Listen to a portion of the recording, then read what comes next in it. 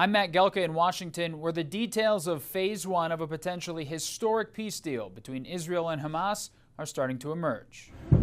Israel and Hamas signed on to Phase 1 of a U.S.-led peace deal Thursday. It starts with a ceasefire and hostage release. At the White House, the president celebrated the agreement during a cabinet meeting. Something that people said was never going to be done.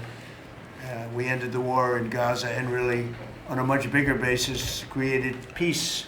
And I think it's going to be a lasting peace, hopefully an everlasting peace. Peace in the Middle East. A full ceasefire in Gaza is set to go into effect within 24 hours of Israel formally ratifying it. That includes a partial withdrawal of Israeli forces and then a 72-hour countdown for Hamas to release hostages.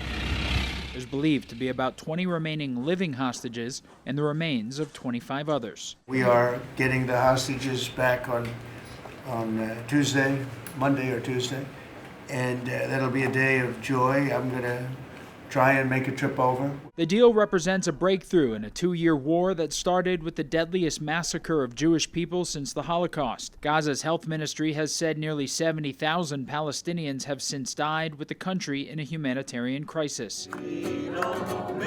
There were celebrations in Israel and Gaza when reports of a deal first emerged. The concern with any agreement is whether or not it holds. The hostage release is only described as Phase 1. The peace deal proposed by the Trump administration is a 20-point plan that includes rebuilding Gaza without Hamas. The timeline of how future phases would play out is still unclear. There will be disarming, there will be pullbacks, there will be a lot of things that are happening. I gave you a whole list of 22 different things that will take place.